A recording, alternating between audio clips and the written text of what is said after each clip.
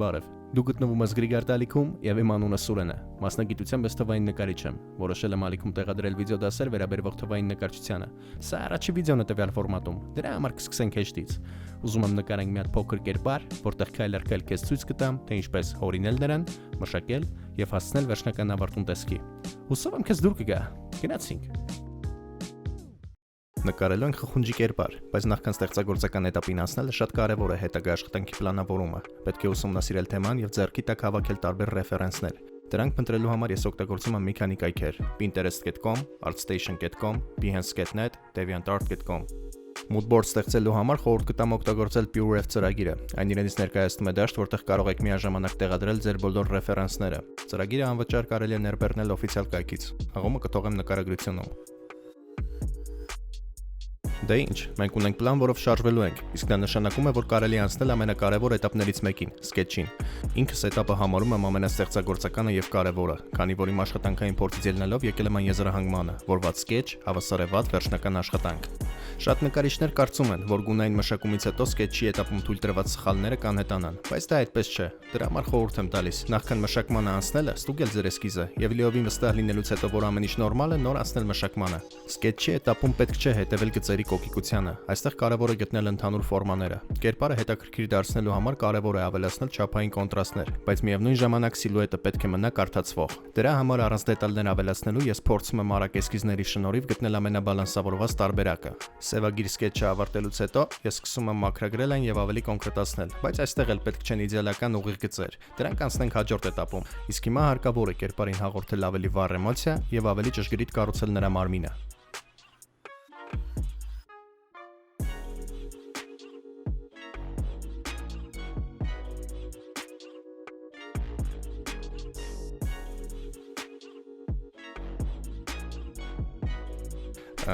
Գիտեմ, մոտը թարցը առաջանում, իսկ ոնց է կերպարը թարթելու աչքերը։ Ավելացնում ենք կոպեր ու թարթիչներ։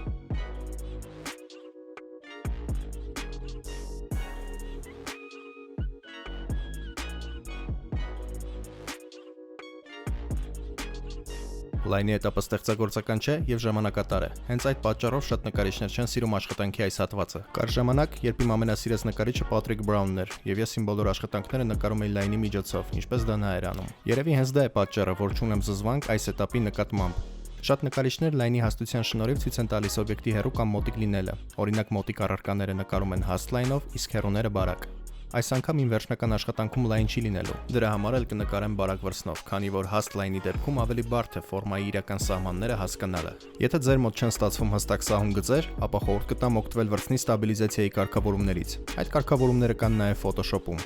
Ձեզ հարմար ստաբիլիզացիայի պարամետրերը գտնելուց հետո անպայման կնկատեք, որ ձեր լայները դարձել են մի քանի անգամ ավելի հստակ եւ կոկիկ։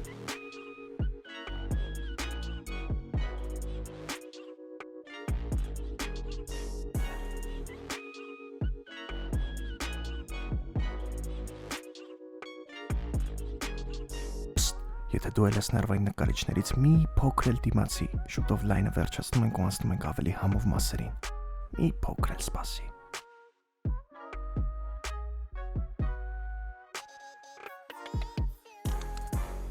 Եվս մեկ ձանձրալի էտապ, որից հետո աշխատանքը արագանում է եւ դառնում ավելի գրագետ։ Այս էտապում հարկավոր է մեր կերպարի բոլոր կտորները հավաքել առանձին շերտերի վրա, այսինքն կերպարի գլուխը, մարմինը, աչքերի սպիտակուցներն ու բիբերը, թարթիչները, բերանի խորոչն ու ատամները, լեզուն, պատյանի վերևի եւ ներքևի հատվածները։ Դրանք բոլորը պետք է լինեն առանձին շերտերի վրա։ Կարող եք կամայական գույնով ներկել տվյալ հատվածները կամ օգտագործել տվյալ կտորի հետագա բազային գույնը։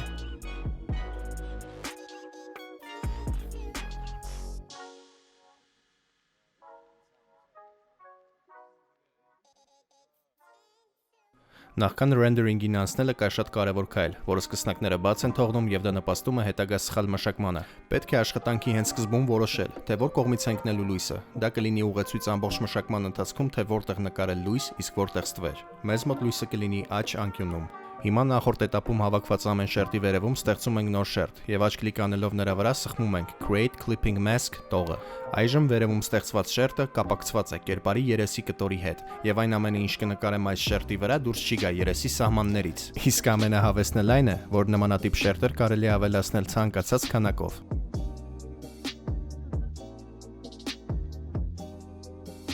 Սովորաբար առաջին շերտում ես նկարում եմ հիմնական ծավալները, առանց դետալներում մանրանալու։ Այստեղ կարևոր է ճիշտ ցույց տալ ֆորմաները լույսի եւ ստվերի միջոցով։ Եթե ձեր համար բարդ է պատկերացնել տվյալ կտորները որպես եռաչափ մարմին, ապա խորհուրդ կտամ ցանկացած օբյեկտ փորձել մտովի փոխարինել գնդերով, գլաններով եւ այլ պարզ երկրաչափական մարմիններով։ Այդ վարժությունը կօգնի արագ հասկանալ, թե ինչպես կպարկի լույսը ձեր պատկերած հարթության վրա։ Հենց այդ պատճառով նկարչական ակադեմիաների առաջին կուրսում սկսում են նկարել երկրաչափական մարմիններ։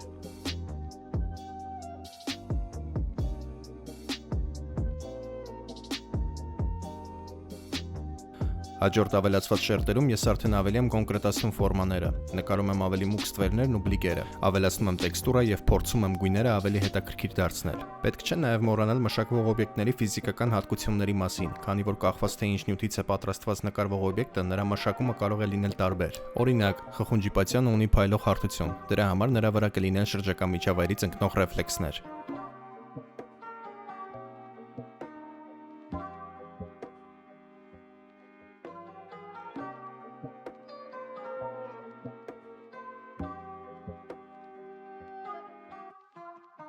Քանի բարապենք ու ես արագացրած կադրերն ընկնում ձերի հետ են լայքի ու subscribe-ի կոճակները չենք մոռանում, սխում ենք, արագ։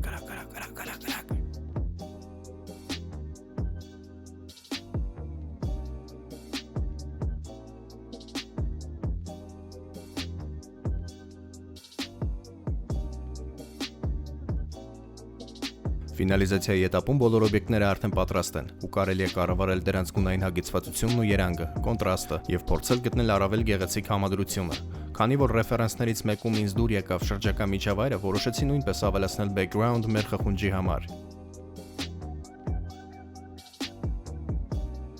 Որ կերպարը չմնա օդում, քար կավելացնենք ներքևում եւ ստվերի միջոցով խխունջին կնստացնենք վրան։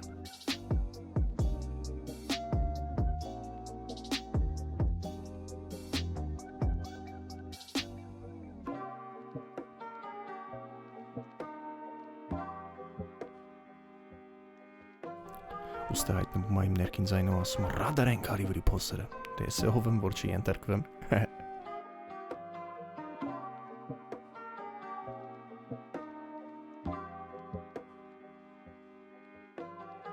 Կերպարին շրջակա միջավայրի հետ ավելի սերտ կապելու համար շուրջը գտնվող ծառերից ընկնող կանաչավուն ռեֆլեքսներ եմ ավելացնում խխունջի պատյանին։ Այնուհետև մի քիչ տաքություն ենք ավելացնում իլյուստրացիային վերևից ընկնող արևի շողերի միջոցով, եւ վերջ, մեր կերպարը պատրաստ է։